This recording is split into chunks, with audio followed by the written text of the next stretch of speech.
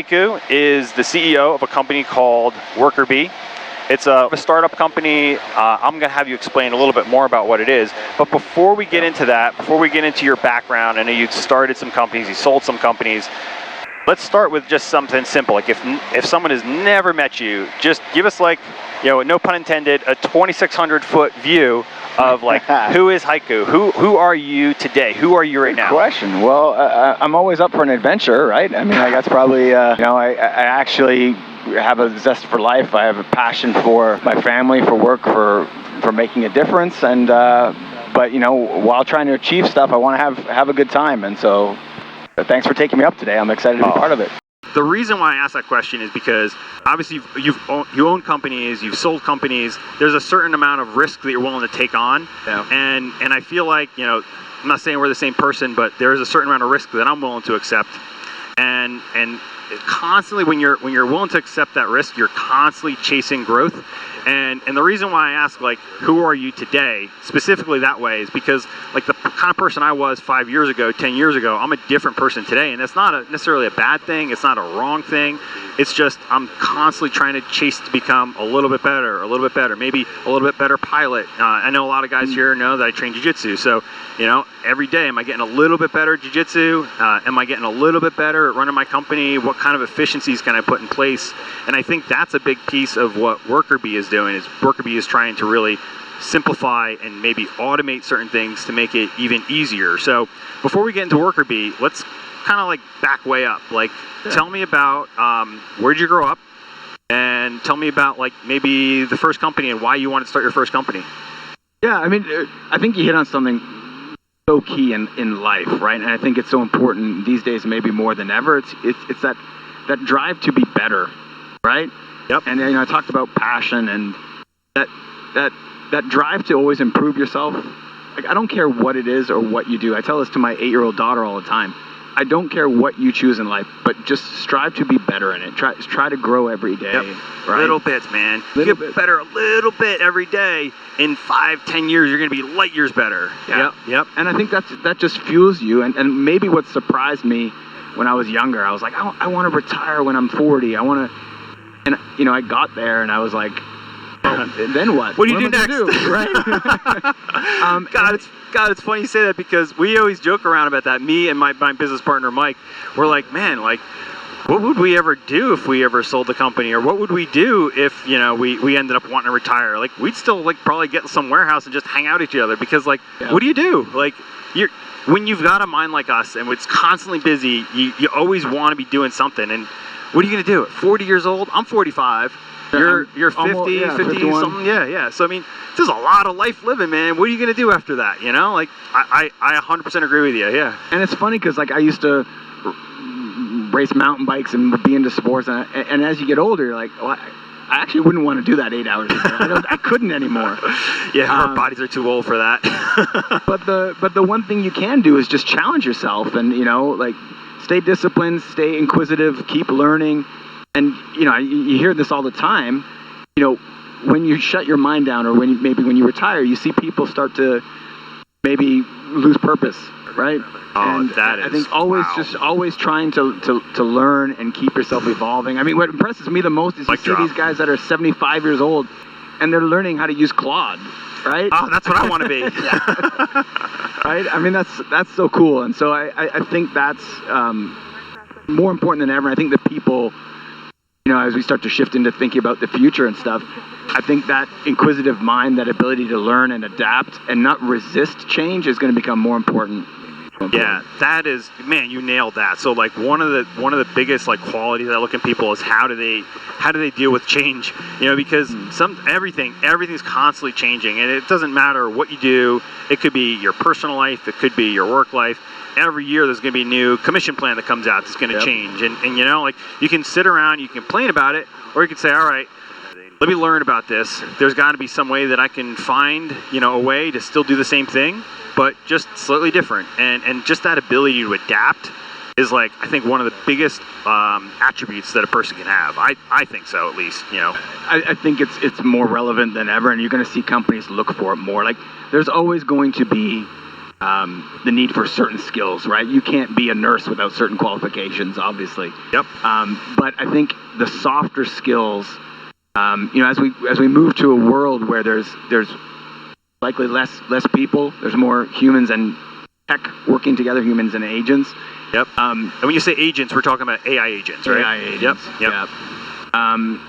That blend, teams are going to be smaller, and you're going to have to really enjoy working with the people you want to work with, right? And fitting into a team, into a culture, is going to be more important than ever. I completely agree.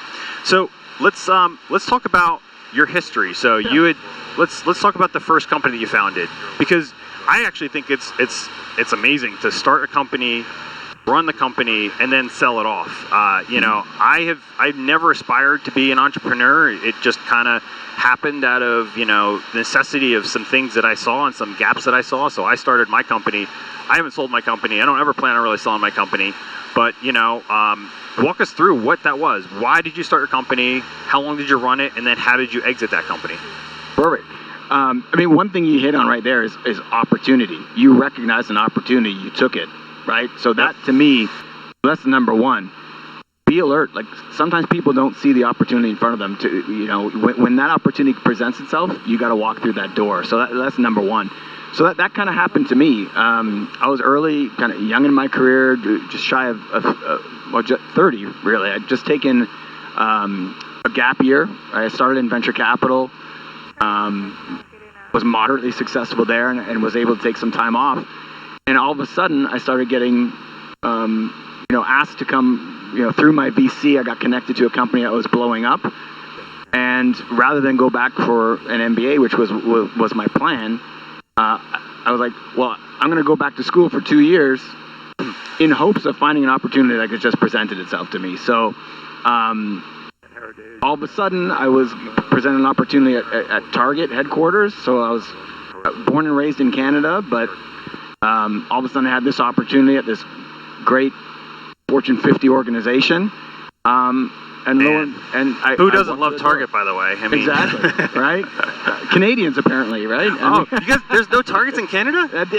They came across, they went big, over 200 locations at it. It lasted maybe 3 years. Wow, I just assumed everywhere there was Targets everywhere. Yeah. Wow. Yeah. What was the connection? What was the fix, the problem that you had to solve for Target?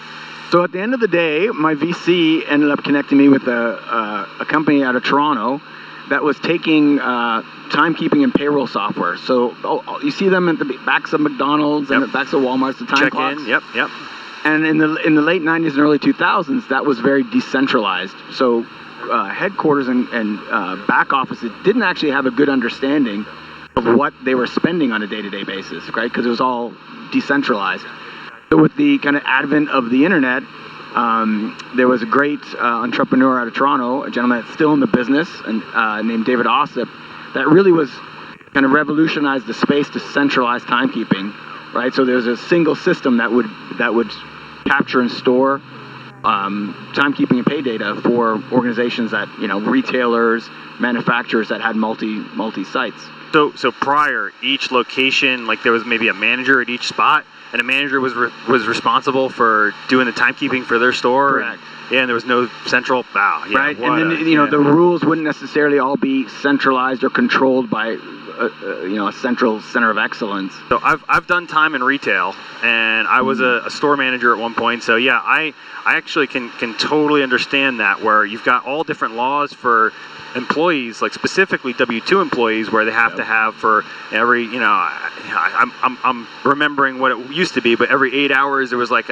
two 15-minute breaks and then a half hour or 45-minute lunch, and whatever the laws are, I do remember that vividly, that I'd have to set timers, and every single person I would have to manage that piece of it. So that was basically a way that you can kind of take that software and spread it out and make it, so it's more a central spot, and you've got more compliance covered. Compliance, and you're assured that every location is operating the same way. And that really, as more and more labor legislation was introduced, that became more complex. Scheduling meals, breaks, being able to control costs, like how early do you let people clock in, controls around minor laws, and being able, they're only allowed to work so long. So it's become, it's obviously very lucrative, everything I've done and been able to achieve in my life. I met my wife through the business at Target, actually. Oh, there you go. After my first, so it's not just an opportunity business-wise, but it changed my life personally. But I've been able to work for great organizations, travel the world, met great people, and here I am, 20 plus years later, still in the same industry. And I guess that's another lesson, is life is kind of what you make it, right? That clock that I thought wasn't, that as a 27-year-old that I thought, oh, that's not maybe my life's calling. It actually has been my life calling. I'm very grateful that I've been able to play a role in this space. And so again, that's to me another lesson. It's just, life is what you make it. Opportunity is what you make it. Recognize the opportunities and just excel in the cards that you've been dealt, and find your path. Yep, I agree. So how did you take that company? You built up the revenue, and then how did you exit that company? What was your strategy? That first organization, to be honest with you, we were on the upward. We worked with some really great organizations. Worked with Target, Best Buy, Lowe's. But that organization, the industry changed a little bit, and our team is very technical. So I'm a developer by heart. I went to a university out of Ontario called the University of Waterloo. So very technical background. I've always been hands-on developer. We reached a point where I wasn't sure I could sell my way out of it. And so we exited the company to an organization that was more sales-enabled, more sales-focused.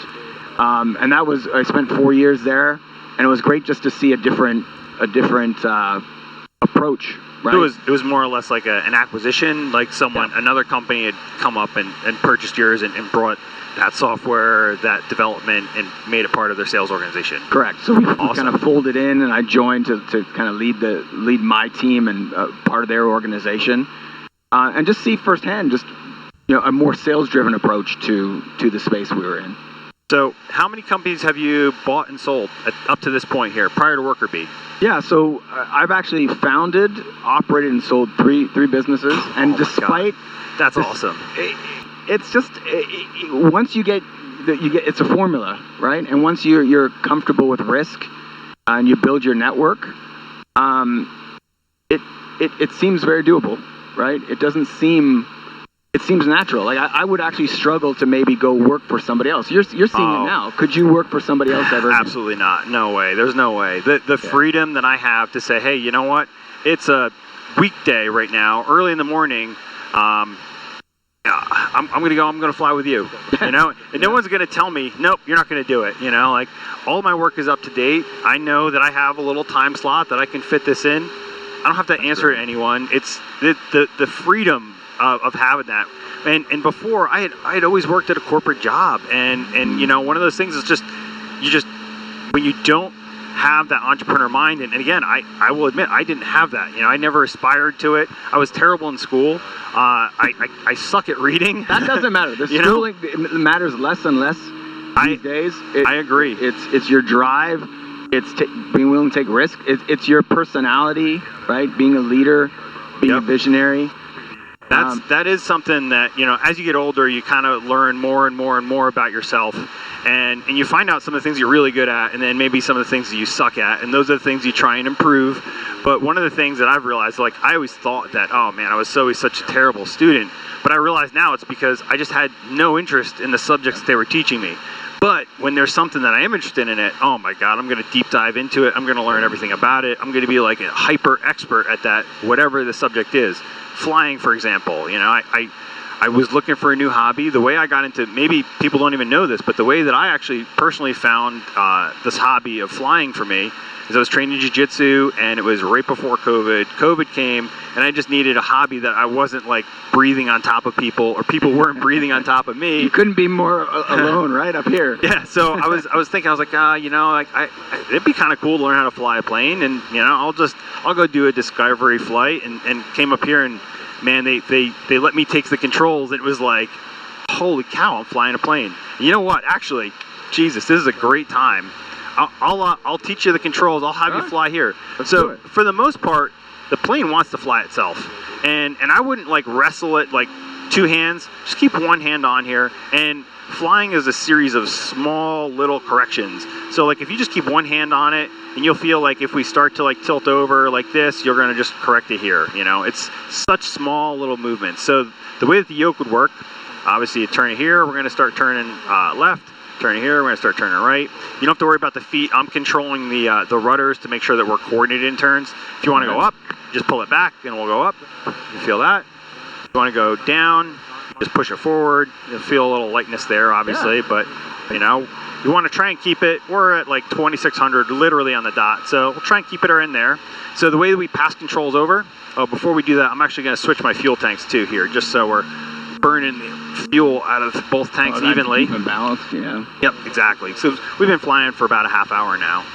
So the way we pass controls over is I say, your plane, I say, I'm going to give you controls, and then you repeat back. You say, I have controls, and then I say, you have controls. So you ready? You have controls? I have controls? You have controls. There we go. Don't worry about it. I'll correct if anything happens, you know. All right. But there you go. So what I would do is I would still kind of follow the river here, because it's like a nice little easy landmark to follow and see. So I can feel that we're descending a little bit. So why don't you just give it a little bit of back pressure. We'll straighten her out, level her out. That's perfect. So you can see like the horizon straight there. Just a little back pressure. Like pressure? Towards you. Yep. A little bit more to the left. And try flying it with just one hand. All right. You'll find that it's actually easier with one hand because you're not wrestling it. You're not over correcting it. You can see how little tiny movements really affect the way that the plane flies. You know, you would think that little tiny movement, nope, the plane wants to shoot and turn, you know, go everywhere. Doing great, actually. This is fantastic. So I'll tell you a story. So 10 years ago, my wife got me as a birthday gift. We flew down to Phoenix, and I spent 2 days flying. It was a Zero. Oh yeah, a 0300. I think. Yep. And we did 1 day of acrobatics, and that was wild. I mean, fall back into the plumes and everything. And then another day of dogfighting and chasing each other. It was so wild. You get so into it, and you're pulling G's. You can pull so many G's that if you're not used to it, you can pass out. I passed out. Oh, you did? I think we got up to like 6.2. Oh my gosh. And the edges just went black, and it was just like for 2 or 3 seconds it disappeared. It was wild. I've never experienced that in a plane, thankfully, but I've definitely been put out at jiu-jitsu, and it's the same feeling. You get like this blackish greenish thing that comes over your eyes, and it just comes in, and then you wake up and you're like, what happened? What happened? Yeah. Those few seconds are gone.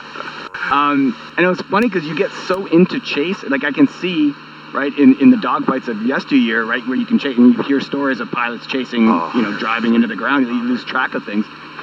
And I was chasing the other plane so much that at one point, like we were coming right at each other. The pilot had to like steer us away from each other. So there's a flight rule that if you're coming at each other, you both veer to the right. Right. Yeah. Yep. So that's like a right away, if you will, and every pilot knows that. But it's just funny. You get that tunnel vision, and you're just like, and you lose track of the horizon. I can see how that happens. So you know, it's funny. A great story about that, losing track of the horizon. So when I first started flying, my CFI was with me, and he's like, we're going to put the foggles on, and then I'm going to take the plane, and then I'm going to start sending it around, and then I'm going to tell you to recover the plane. And you don't know what attitude the plane's in. You know, you could be up, down, left, right, and you don't know. And he's like, and I'm like, dude, how do you not know? Like, I could tell. We pull back, I could tell we're going up. You know, you push forward, I can tell we're going up. You can feel it. Yeah. Well, this disorientation is real when you have the foggles on, or you just have your head down like this, and the CFI is jerking the plane around up and down and flying, and then he'll say recover. You look up, you don't know where you're at. It is the craziest thing, because you just think like, oh, I'm going to tell if we're going down. When the plane is all that and disoriented, it's almost like what happened at JFK, unfortunately. So when you look up, you have to look at your instruments first. You're not looking outside because outside doesn't really mean anything to you. You got to look at your instruments. You're going to either pull your power back, or you're going to straighten yourself out, level yourself out, give it more power, depending on what attitude your plane is in. And the only way you can see that is by looking at your instruments and knowing and like instantly reacting. So yeah, that really happens. That disorientation, you think that you know, but you really don't. That must be such an uncomfortable feeling because we're so used to relying on our eyes, right? Yep. And if all of a sudden visibility is taken away from you, that's where I start to get uncomfortable. When I don't feel in control of a situation as much, like that's why I struggle with like climbing and things, or like having to have a rope offer you protection. Yep. That's where I get uncomfortable. Do you do a lot of climbing? No. No? Mountain biking. Mountain biking. I like speed because it's more like something I'm in control of. Yeah, I actually used to mountain bike. I wouldn't say that I'm a great mountain biker, but it is something that I used to do quite often. And it's funny because you realize that there's levels to things. And I had met a couple guys that were really into mountain biking. I went mountain biking with them, and they were so much better than me. It made me feel like, oh my God, this is like I've never been on a bike before. These guys, this is just you meet some people that are just so freaking good at something, and you just realize you're like, wow, like, yep, all right. I remember a buddy and mine. We used to kind of amateur race. If you don't mind, let's just keep it this direction, only because there is a plane coming from this direction here. And they're over 1,000 feet above us, but I just want to keep the separation. But sorry, go ahead. Right. And we were okay. So we thought we were at a resort in Quebec, and I remember that a friend of ours was on Team Canada, and he was there, and we'd never ridden with him before, and he was in town, so we met up with him at the top of the mountain. He's like, okay, let's go. And his wife was at the bottom. He's like, let me just get one run in with these guys, and I'll be right back. We took off. We never saw him again. He was gone so fast, and he waited for us a couple times, and each time he just, within 2 seconds, he was gone. And it was so funny because more over here if you don't mind. Like follow towards like right where that bend is. Okay. He's just getting a little closer. I just want to make sure that we avoid him completely. I can actually see him out this direction, so I mean we're totally fine. But I'm just giving him a little bit more. Yep, exactly. And then way out there, there's another guy who's only about 500 feet, but he is so far out there, he's no factor. I don't see him yet, though. It's funny. I'll see people typically on my traffic as I'm scanning around, and then once I see them on here, I'm usually looking for them out here, or my eyes are always out the cockpit, and I'm always looking for people. But like I don't want to always trust this because it's good. It's good for awareness, situational awareness, but really, I trust what I see out, and I see my eyes, and I see the planes, and know, all right, cool, we're good. Yeah, sorry, anyway, go ahead. Yeah, no, it's just funny, because I remember by the end of it, it was like, we were so uncomfortable with how fast and the risks we were taking, and we got to the bottom, his wife was like, we thought something happened, it was taking so long, and we're like, this is a record time for us. So yeah, there's levels to everything. Awesome. So it's funny, that guy that I was just talking about that was concerned out there, yeah, I can see he changed his direction, and he's actually now going the same kind of direction we are. So I bet you how we were keeping an eye on him, he was doing the same thing to us. So he's redirected his direction now. So he's absolutely no factor at this point now.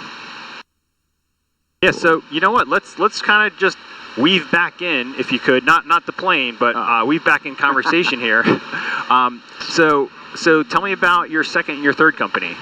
So it's all related to the same space. So in 2014, we wanted to do things again. I had that experience kind of in more of a sales-driven organization. And I just wanted to kind of return our roots to having more of a technical developer mindset. We thought kind of the world was changing, and companies that were rooted in tech and speed to market, being able to develop software was becoming a thing again. In our industry in particular, the HR industry is usually not the most innovative out of the gate, and so much compliance you have to stick with. So you're restricted in how much innovation you can really put into it. Yeah, compliance, data is sensitivity around data, PII. But what had changed in those 4 or 5 years was just really the adoption of the cloud, right? And just all the regulations, and people were more comfortable with security. And that just allowed organizations to move faster. And so just there was this prevailing mindset shift in corporate America where they really wanted to move more quickly, adopt legislation, be in compliance, move faster. And really, they were starting to view their internal employees more strategically as an asset, which was great. And that was kind of the opportunity I was looking for me and my team. That it was like, our point of view was unique in that, we could help companies innovate, integrate, and move more quickly, and really build mobile apps for their employees. And so that was our launch into business number 2. Yeah, I'm going to take over here only because there's some airspace I want to avoid up front here, so I got controls. All right, you got controls? I got controls. There you go, man. You got it. Hey, look at that. You're a regular old pilot now. I was just very happy to give the controls back. Oh, dude, you were great, man. You kidding me? I was watching it. You were losing a little altitude, but it wasn't anything like crazy concerning. So I was letting it go, and if it's 150 plus or minus whatever, it's all good. But what you notice is you can feel it, but I want to see. Right? Yeah.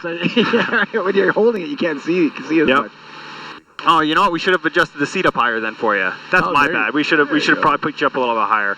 That's the one nice thing about owning your own plane and not renting it out. I actually used to rent this plane out to one of the local flight schools, but every time I get in it, the seat's in a different position. Everything was like slightly off from where I left it. So, being that I'm the only one that flies this plane anymore, it's kind of nice that everything is exactly where I left it. I get in here, my seat is exactly where I left it. I don't have to worry about anything like that. So the 2 airspaces I'm going to avoid, we have Class Charlie airspace up here. Okay. And then there's also another Delta airport over here, which is the Lancaster airport. So we're going to be kind of squeezing right between the 2 of them. And we don't have to talk to either one because we're not going to be entering either one of their airspaces. But if I would have to, give them a call and let them know that I'm coming in. If we're going into the Delta or the Charlie, I'm going to have to really talk to them even more. So Charlie is a little bit bigger of an airport. The Delta is a smaller airport, but still controlled with a tower. And again, we're going straight between the 2 of them.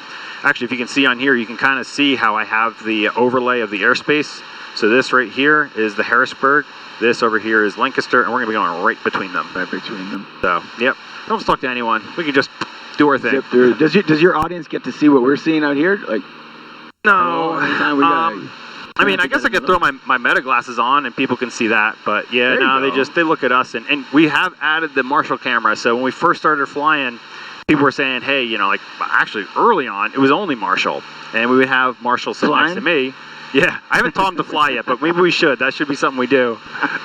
He's a super well-trained dog, so maybe one day we will actually set him up here and teach him how to fly. But then when we got Benny, I moved him to the back seat. I wanted Benny to be next to me because, I wanted to be able to, if he was uncomfortable, I'd be able to take him back down and know that we couldn't fly with him. But, he took to flying really, really well. Dogs are so adaptable, right? I think they are if you introduce them early on. Yeah. So prior to Benny and Marshall, we had 2 other dogs. I had a Shepherd and I had an English Bulldog.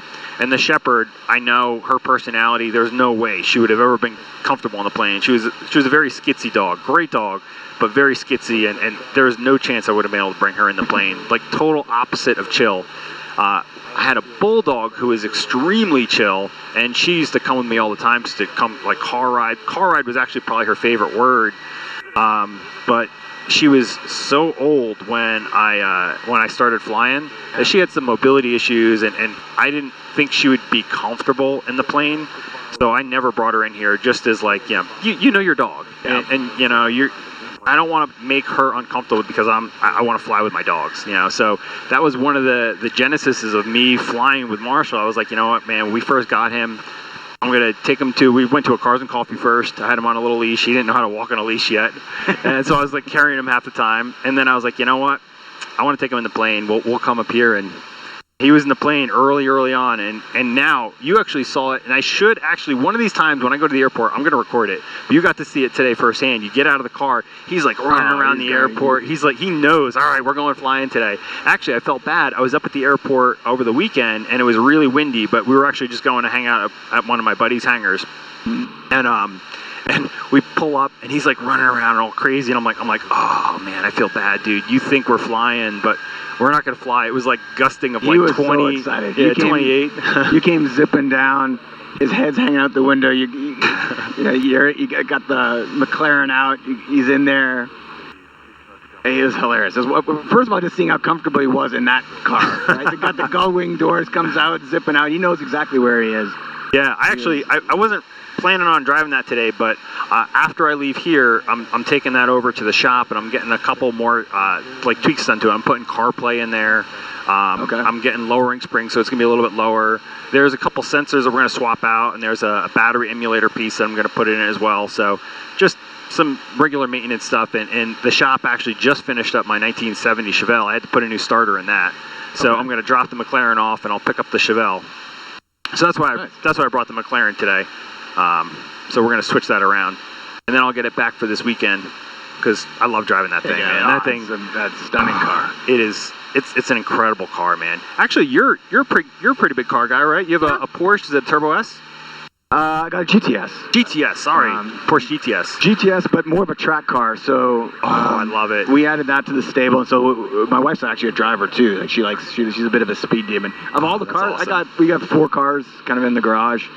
And honestly, I grabbed my Gladiator. That's the car I feel most comfortable in. Jeep, right? the Jeep Gladiator? Yeah, that's the one that's just like, I don't have to worry about anything. That's the one I grab normally. But when we sold our last business, we got this nice Neo Ruby kind of pinkish purple track car. Ruby Star. Ruby Star? Isn't that what it's called? Yeah, I think Neo Ruby or Ruby Star. Yep. Yeah, it's like a purplish pink color. Yeah. Oh, that is killer. It's sweet. So it was a track car. And then, it had the carbon seats, and it was only the 2-seater because they didn't put the seats in the back. And then we put the seat. They actually have a service where you can actually put seats back in a GT3 or something. Really? Yeah. So these guys flew out from California because my daughter, I wanted her to be able to be out there when we took the car out. Does it have the cage in it, or do you have to remove the cage to put the seats in? No, we don't have a cage. Oh, okay. Good. Okay. Yeah. So yeah, that's the one thing about a Porsche. I've had like 40-something cars, and I've never owned a Porsche. And I'm sure at some point I'll have a 911. I haven't purchased the 911 yet. I don't feel like I don't know. There's at every level where the Porsche price sells for, there's always another car that I would rather pick. Yeah. But they are fantastic cars. I've driven them. They handle fantastic. They handle really well. But compared to the cars that are in your stable, they're very unique. I agree. Yeah, I'm such a big car guy. So you track your car then, right? You drive that car. I drive. I don't race. Okay. But still, you're taking it on the track. Yeah. I think that's really important for people who have cars like we have, whether it's a McLaren, the Lamborghini, the 911, that you get that car and you learn how to drive that car. So the GTS is a rear-wheel drive car, right? Yeah. It's not all-wheel drive. So, and I've actually driven, I have a friend, Josh, who has a really nice GTS as well. So I've driven that car before. And the back end does want to get away from you a little bit. It does. There's a turbo. The one you have is it the 992.2? Yeah, or 992 something. Yeah. And his is the same one. And when you're in a corner and you feel that turbo kicking, it does feel like it wants to get a little bit sideways on you. And to be fair, when I drove his, it was like brand new tires on it. He just put rims, just put tires on it. So I was actually going a little bit easier on it because the new tires are a little bit more slick. They haven't really had that coating worn off. They haven't been fully warmed up, so I wasn't ripping on them yet. But I could imagine that car on a track has got to just eat up the corners. Well, and just we consciously made the decision we wanted a stick, right? Because we got everything else, the PDKs or the and they're fantastic, but it's been 10 years since I've had a stick. And I missed it. Just being able to the control, you just feel more at one with the car. So this is actually a really cool car. I didn't personally own it, but my dad, growing up, had a slant nose Porsche, and it was, I don't know, 1970 something. I don't remember the exact year, but that was a stick shift, and what a freaking cool car that was. That was awesome. Naturally aerated. And you know what I'm talking about, the slant nose, where like the lights pop up, and it's like super flat in the front. Just a really unique looking car. So I would say that's probably the only Porsche that I've driven that is a stick shift, but again, it's not a modern Porsche. Yeah. Every other modern Porsche I've driven, my one buddy has a Cayman. It's the 4-cylinder turbo. That's PDK, and then also the GTS, which is also PDK as well. They make a great PDK. They do, man. You know what? It's almost like the car is intuitive, and it knows what you're going to be doing. It knows when to shift right. I don't know how else to describe it. It's such a drivable car. Like we actually have a Cayenne GTS as well. Oh, beautiful. And I didn't think, I was like, we got a station wagon, we got a Jeep, we got a sports car. Like, do we need another? Oh, hold on. You skipped over that station wagon like it's a station wagon. Hold on. You have to tell people what the station wagon is, because you just made it sound like it's like the Griswolds, driving across the country. So, go ahead, elaborate. What kind of station wagon do you have? Because it's a dream station wagon of mine. It really, and it was a dream of mine for a long time. So my background's German. I was born and raised in Toronto, but my family's background is in Germany. So whenever we would go back to Germany every summer, like being on the Autobahn and seeing these souped up cars, like they're next level cars. You'd be on an Autobahn and Porsche would be zipping by at 300 clicks an hour, and it's just such an experience if you've never done it. Right? It's a dream of mine. I want to. Yeah, I really want to. And they really know how to drive. So like you can drive safely at those speeds on the highway. Yeah, you don't have any Nissan Altima drivers driving on the Autobahn.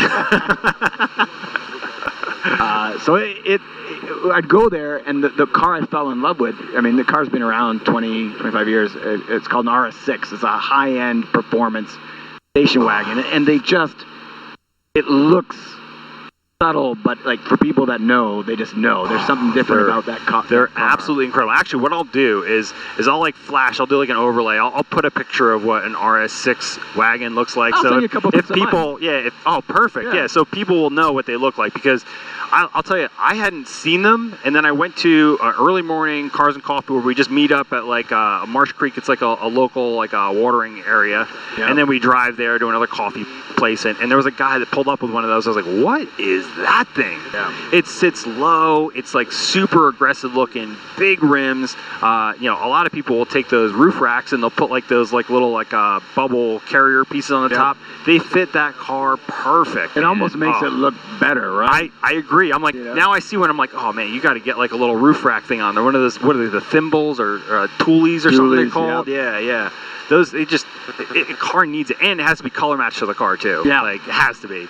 It's so cool, because here we all drive SUVs. Yep. Right, and they're convenient. And in Europe, they've embraced more the wagon. Yep. Right, and they've never really taken off here. So for 20 years, they never brought that car over. And so I just, Audi used to have like the A4 Avant, the A6 Avant, and then it did kind of fall off. I remember back like 2000, you would see them around. Yep. They had the S4, I believe there was an S4 Avant. I do kind of remember seeing that.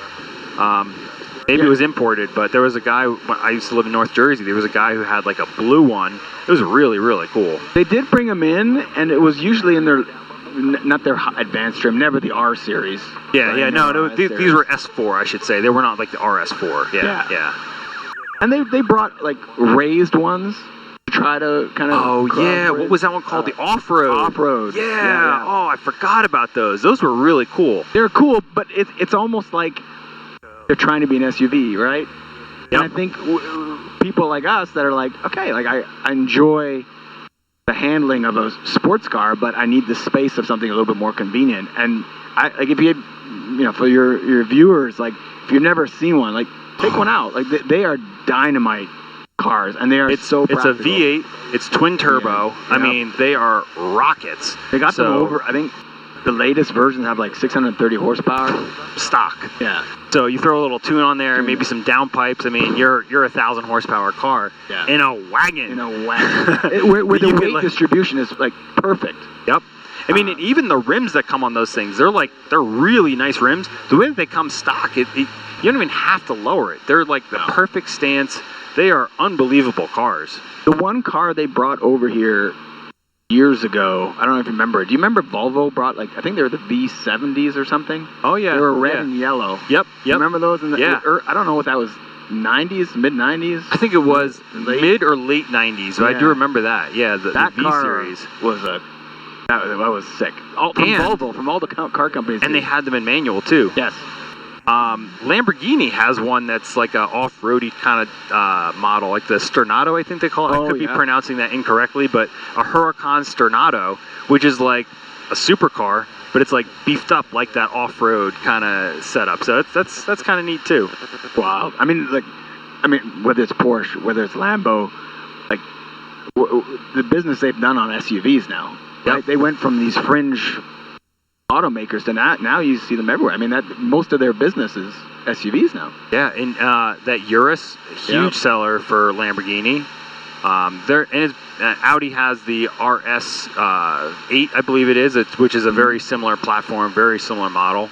Yeah. But you know what? Those Uruses a couple years ago, they were selling for big money. They've tanked. Where I bet you it's not that much more to get a Urus than it is an RS8. I mean, or I say RSQ8. The RSQ8. Yeah, the Q8. Yeah, that's what I was talking about. Yeah, it is. I mean, do you buy your cars new or used?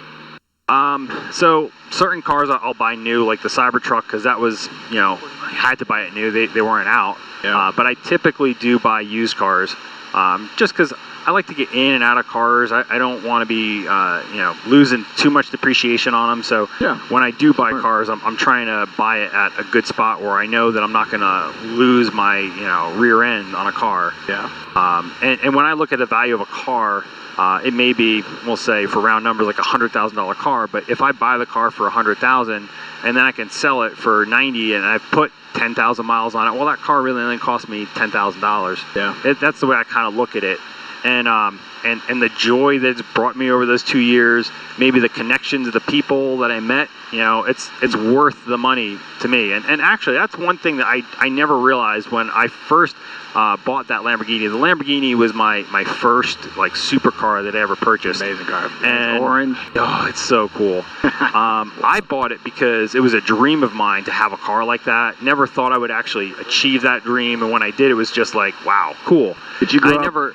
As a kid, did you have that poster? Yep, the Countach, the Diablos, and all over my walls. Yeah. And when I got that car, it was like I wanted to buy it for me. It was never I want to show off and be like I have a Lamborghini. It was just I love the car. And what happened, which I didn't expect, was you get to meet other people with these really nice cars, and majority of the people that have these supercars are entrepreneurs, or they're willing to take some sort of risk, and they've had some success and they've purchased these cars, and it's like an instant credibility when you meet someone and they're driving a McLaren or they're driving a Lamborghini. You know that they've got like that instant credibility. And I'm not saying it's like, oh, this guy thinks he's hot shit because he's driving a Lamborghini. No, like I know what it takes to make the money to be able to have enough supplemental money to go buy a Lamborghini. Like, I understand that, and obviously they do too. You understand that. You've taken the risk, and you get to reap a little bit of the rewards. So it makes sense. I mean, it's a little bit of, you don't need a McLaren, no offense, to surround yourself with disagree. The people. It starts small. It starts by going to a Toastmasters club. Surround yourself with people that you can learn from. Yep. Right? And I think that's a perfect example of, success breeds success breeds learning. Yep. And you can learn from others that have walked in your shoes, right? Agreed. And that's a good example. I never thought about it like that before, but I think that's why people, like I said, join country clubs, right? And choose to live where they do. Yeah, exactly. You're in a circle of people that, if I didn't have the car, I would have never been in that circle to start with. And your COO, Mike Hucker, has become one of my closest friends, and we met at a car event. And then, we just started, we grabbed lunch, and we started hanging out with each other. I'm like, actually, yeah, this guy's pretty cool. It's a shared connection, right? It is. You've got that instant, like, oh, yeah, cool, you're a car guy, I'm a car guy, cool. And then you start talking about other things. What else are you into? And I feel like some of my best and closest friends that I have today are from the car community. It's cool. And again, that was something that I never expected to happen when I first got that car, but I'm glad it did. And obviously I've taken it further and I've gotten more cars, and But yeah, to your point, you don't need to go out and buy a supercar to have that. You could buy a Corvette and still be in that circle of the guys with the cars. But when you step up and you have a Lamborghini, a McLaren, it's like an instant credibility. Like, okay, everyone always asks you, pull up to the gas station. Everyone, what do you do for a living? And then boom, you got your 10,000 foot pitch of like, hey, this is what I do. It's another form of networking, right? I mean, when we talk to people looking for work and the challenges in the current climate and just in the years ahead, like one of the things we say is you got to put yourself out there. You got to network, but have it be genuine, right? People can see, people sense if it's real or not, right? I feel them pulling on my. So you know what? Actually, that's a great transition to talk about WorkerBee. So WorkerBee, and I'm going to paraphrase, but I'm going to have you go a little bit deeper into it. Yeah. It's a software that's helping recruiting people on both ends. So if you're an employer, it helps them find qualified employees, and if you're an employee, it helps you take the skills that you have and expand out to other services and maybe industries that you haven't even thought of. So again, I don't want to do it an injustice. I want you to kind of talk about the platform and what you're building and what you're evolving it to. So go give us like a 10,000 foot view of WorkerBee. Yeah, it's been an interesting journey. So some of those other businesses, and in between the two others I described, we had a payroll testing company. So to help large organizations make sure they were paying their people correctly. So really for companies that have 100,000, 1 million employees, how do you ensure that everyone's getting their check correctly and accurately and on time, right? And through that compliance environment, we actually learned just how important trust is, how people are relying on you to get paid up correctly and on time. And so we built this portfolio of businesses, and we realized at the end of the day, despite having all these tools and technologies, it was still a challenge to find the right person for the right job. And so from that, WorkerBee, we almost call it WorkerBee 1.0, was born as a marketplace to help businesses and workers find each other. And that idea had so much potential, was so big that it required our entire focus. So we executed a plan to start to exit our other businesses to focus exclusively on WorkerBee. And as we exited the other companies, we kind of poked our heads up and realized that the world was about to change, right? With the advent with AI. This was around what time? Like 2020? Around there, or before? No, after? Before. After. It was kind of right around when ChatGPT, so like early 24. Yep. Okay. Right? We're like, okay, AI is becoming mainstream now. ChatGPT is a game changer. What is this going to do for the space? Like when you peer around the corner, what's the impact here?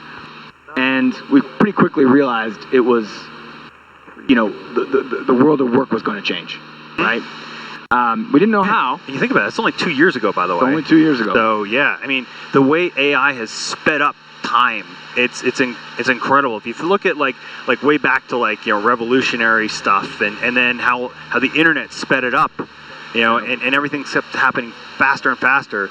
What we're going through right now with this AI change, it's going to be like blink of your eye, and AI is going to be running a lot of stuff. I mean, however you feel about all these data centers that are going in, it's going to happen, and it's going to evolve, and you kind of have to get on the train essentially, or the plane, and be part of it, or maybe left behind. So yeah. Keep going. Yeah, I mean, the pace of change today is like nothing I've ever seen before, and like I don't know about you, but I'm working harder now than I have in my entire life.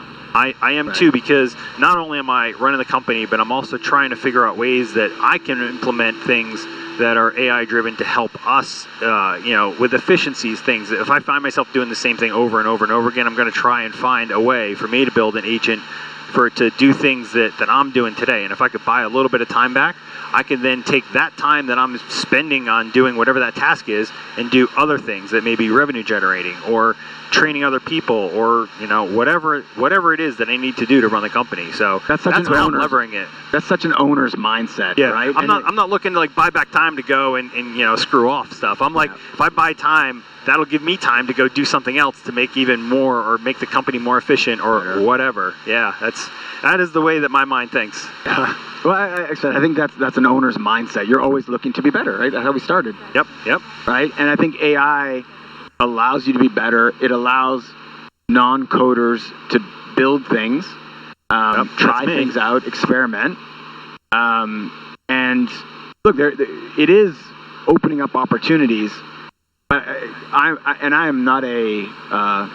a positive person.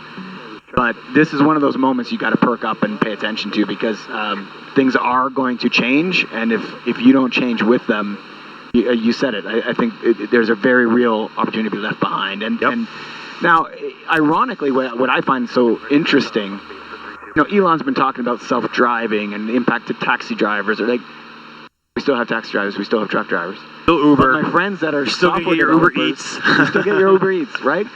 But who it is displacing are my colleagues that are software developers, junior lawyers, junior accountants, right? Those knowledge workers that, maybe thought, oh, we're safe, we're immune to these things. No one's immune to change. It's going to impact everybody to different degrees. And I think the key is going to be to change with it, right? And like how do you develop a learning mindset, a positive mindset?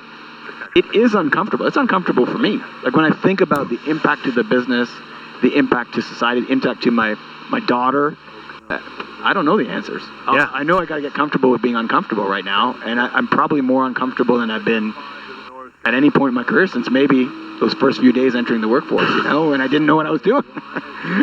But you know what? Like as an owner, as an entrepreneur, at least the way I look at things, I'm like, I always just figure it out. I might not know how to do something, and it might take me 3, 4, or 5 times as long to learn it, but I'm gonna figure it out.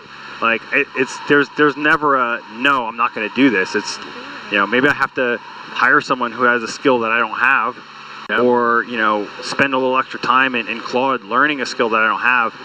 But once I learn that skill, it's like, all right, I got another one in my pocket. I know how to do this now. Well, I can tell you this.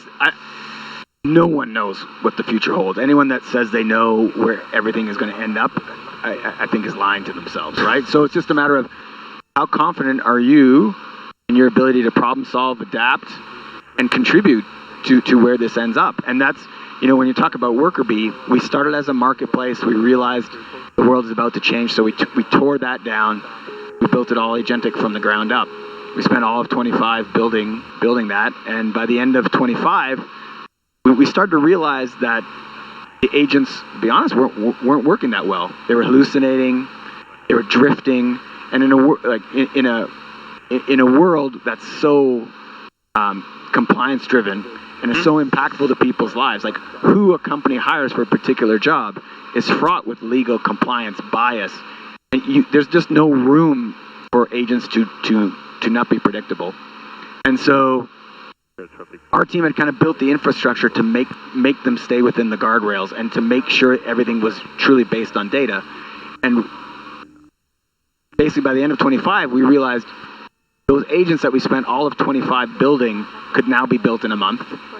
They weren't defensible, they weren't investable, and it was essentially toss them away. But the infrastructure that enabled them was not something everyone could build. Like we have a team of data scientists. They actually solved the real problem, which was how do you make AI predictable, compliant, and it really starts with understanding data. And so, when you're an individual user of ChatGPT or Claude or whatever your tool of choice is, Gemini, you're amazed by what it does. But it never ends, right? You basically refresh and it gives you a different answer and different answer. And to make AI and agents truly be successful and truly make them something software that you can trust, we need to structure the world's data. We need to do what Google did to the internet. We now need to do to legal data, accounting spreadsheets, medical data, work data. And so what WorkerBee does now, first and foremost, is it helps organizations understand how work happens in their organizations. What makes people successful in the company? How do they work? Because when you ask someone, what are you looking for in this role? A lot of times they don't know. Yep. But they all know who they want more of. I want 2 more Sallys. I want 2 more Toms. But you don't 100% know why. So we use the data that you have today to try to understand and pull out what makes Tom and Sally successful in that role. So the way I would understand it is you're not just looking for a person. You're looking for skills, qualities in that person. What you would do to make, if you had to make your own perfect person, what actually makes up that person, what skills do they have, and then find the person. So you're not just placing a person to say, this person will work for this job. Correct. Yeah, that's actually a big key differentiator, because I do believe other firms that are looking, the staffing, I would say other staffing firms are just looking to fill a spot so they can get their contract money and then, move on to the next one. Correct. It sounds like with WorkerBee, they're looking for deeper knowledge of like, hey, here's what makes this person successful. Let's not just use maybe they're a sales guy, so they got great follow-up, but what other attributes makes them a great salesperson, and then layer that in and find I would almost see it as like a profile, essentially. Like, what does right look like? What is going to make this person successful? So others match resumes to job descriptions. We build a success profile from understanding your top performers, getting performance data, industry insights, and we build a more complex understanding of what success looks like in that role. Yeah, so a success profile would be the perfect terminology for that then. Yeah, I like that. Well, and we do the same thing with the worker. We build a relationship with you over time. We understand you beyond the resume. We don't do this today, but we're going to layer in personality assessments, because that's going to, like we were talking about earlier, that's going to become more and more important in that you're a culture fit into the organization you're joining. Yep. And just have a more comprehensive match. And we see the world is moving to human and agents, and every hire is under scrutiny. So you got to get it right. And that really, what this is it's a gateway to the future. So we see a world of human and agents interoperating together.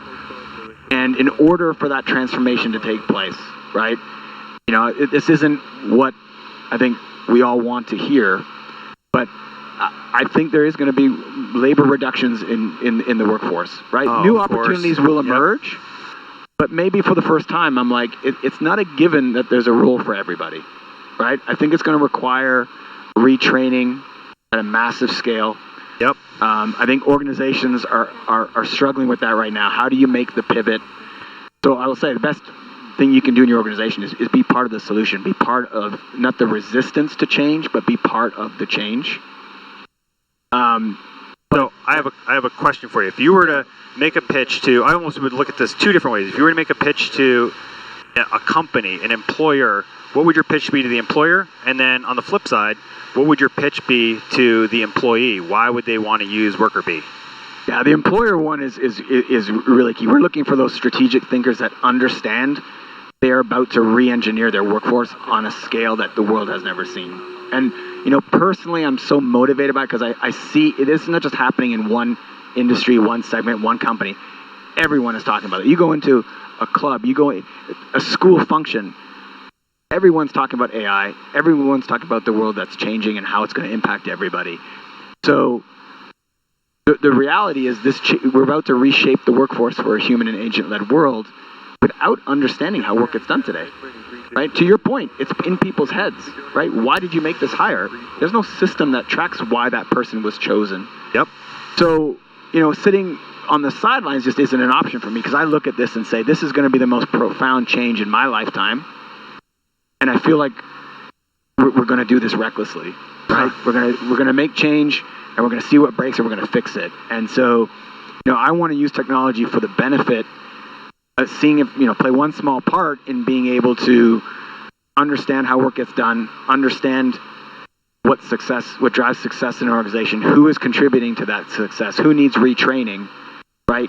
And help organizations help people through the change that's coming. That's awesome. And for the employee, there's someone out there that's watching this and they're saying, all right, well, how could WorkerBee help me? Like, find a job? Because I think that there are a lot of people who are looking for jobs. Yeah. Too many. And I agree with that. What could WorkerBee do for those guys? Yeah. I or think gals. It's ironic because like the name WorkerBee was chosen for a reason, right? My wife and I were independent consultants. That's how we started. So we've had to, just like you, we've had to chase invoices, go in between contracts. All of a sudden someone didn't pay, and sometimes you didn't always know where the next paycheck was coming from. But we've always prided ourselves in getting work done, right? So WorkerBee to me is an affectionate name, right? It's like a badge that we wear. I love the name, by the way. I love the logo. I think it's awesome. Yeah. I could talk brand all day long, right? So I think the name is actually really important because, priding yourself on the work that you do, on the outcomes you deliver for your customers, for your employer, I think that's a key skill, right? You don't have to be independent to have that mindset, right? Like, I am here to deliver value for my customer, my employer. And I think that's a really important mindset. So WorkerBee can help you start to build a portfolio, right? How do you, it's not just a resume. How do you capture what you're doing in your job, day to day, all those experiences? Because the world of yesteryear, what did you do? Yep. Your skills that you learned in one function could translate into another position that you're not even thinking of. Correct. Yeah. And you wouldn't even think about your career. You'd work somewhere for 5 years, and then either voluntarily or involuntarily, when it came time to look for a new job, what did I do the last 5 years? Right, I got to update my resume. It was a chore. So I think whether it's WorkerBee or just even more broadly, realizing that cataloging your experiences, building your portfolio, networking, putting yourself out there, being, letting some of your personality come through so it's genuine. Because at the end of the day, if we wanted robots, in 5 years we'll have the robots. Yeah. Right? They'll be doing it. Yeah. They'll be doing exactly. it. So, we do still want to work with other people. And so, again, I go back to being yourself, being genuine. How can I help? Like that mindset, I think, is the most important thing to do. And WorkerBee can play a small part in that, helping you catalog and capture what your experiences are. Being able to, as the network grows, being able to really granularly match you to opportunities in a split second, giving you some feedback, like, why did you rank low for that opportunity, right? I think as job hunters, we all know you send thousands of resumes out there, you don't hear back. You have an interview, you don't hear back. Yep. You never really understand why. There's no feedback loop, and it might not always be the news you want to hear, but feedback is good feedback. Yep. Right? I'm going to cut you off here only because I want to grab the weather and make sure that the weather didn't change. We're getting close to the airport here, so let's just listen in real quick. Chester County Airport. Here we go. Automated weather observation. 1342 Zulu. Wind 360 at 06. Visibility 9er. Sky condition clear. Perfect. So we'll be landing 29, by the way. The airport's right here. I'm going to do a quick call to let them know that I'm coming inbound. So Do what you got to do. Chester County traffic, Cherokee 31400, inbound on a 45, landing 29, Chester County. So we're going to do the landing here. We'll wrap it up when we're on the ground. But dude, it's been an amazing time flying with you. Tell us where do we find you guys? What's your website? We're www.workerbee.ai. Awesome. Yeah, and obviously excited for the future. Again, it's such a difficult topic right now, but I think the most important thing is just approach the future with the positive attitude, eyes wide open. And we're in this together, right? There's whether you're a worker, whether you're a business owner, I think uncertainty is the name of the day right now, right? Agreed. 2 seconds, I got to make a radio call here. Chester County traffic, Cherokee 31400, downwind 29, Chester County. My landing checklist is done, by the way. Fuel pump on, landing light on, my mixture is full rich. So we will talk a little bit more on the ground. We're getting pretty close to the time where we're going to start wrapping up my landing here. So we are coming up a beam the numbers. That's where I'm going to pull the power back. We're going to start descending, and we'll walk through that. And then we're on the ground. We'll talk even more here. These are like one of those critical spots we just really need to start paying attention. I want you to pay attention. Dude, I've done this so many freaking times. I could probably land this plane with my eyes closed, man. So you don't have to worry about that. All right, so I pull my power back. We're starting to descend now. So one notch of flaps, you can feel the drag. It's starting to slow down a little bit. So as we start going through, we'll put another notch on the base. We'll put another notch on the final. Chester County traffic, Cherokee 31400, turning base 29, Chester County.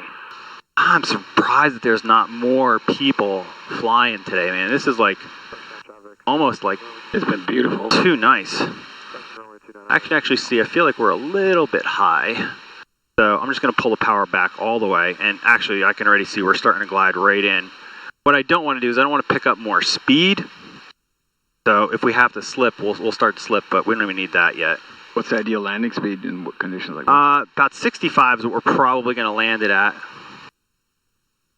Right around there. So we're getting close as we get up on final here. This turn is the one that you really want to be careful. Very shallow turns because you're so close to the ground. All right, I'll call my final here. Chester County traffic, Cherokee 31400, final 29, Chester County. Get a little closer, then I'll throw my last notch of flaps in. So I can feel actually the where the wind direction was telling me it was coming from. You can kind of see how I'm pointing the plane. Yep.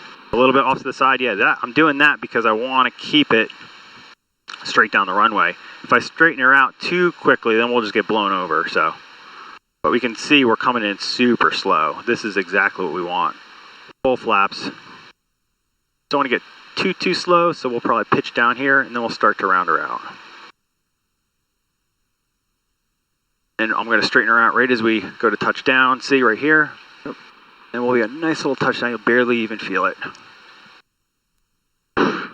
Yeah, I've done that once or twice before, man. Smooth as butter. Clean up the flaps. Smooth as glass, man.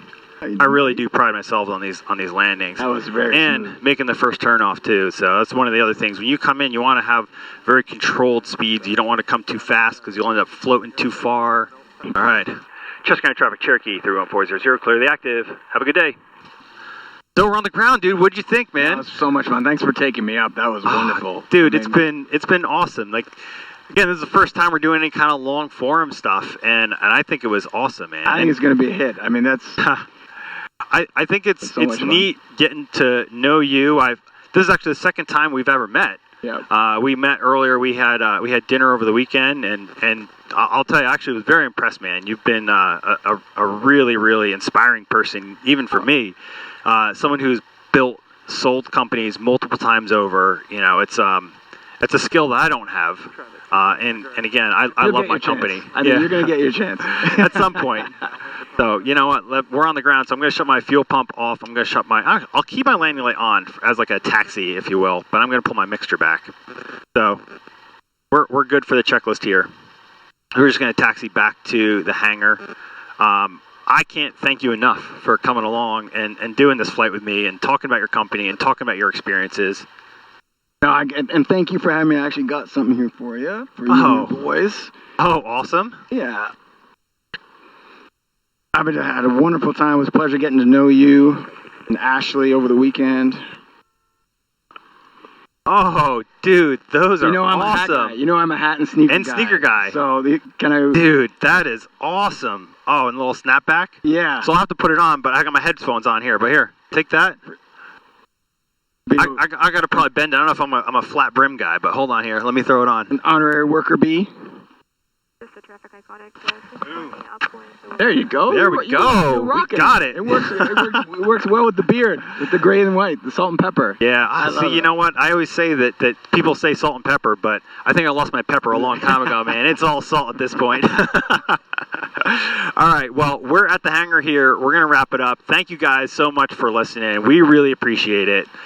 Thank you so much for me. Heiko, thank you guys for taking the flight. Marshall, thank you for being the best freaking dog in the world. You're awesome. And we'll talk to you guys soon. Peace out. See ya. Peace.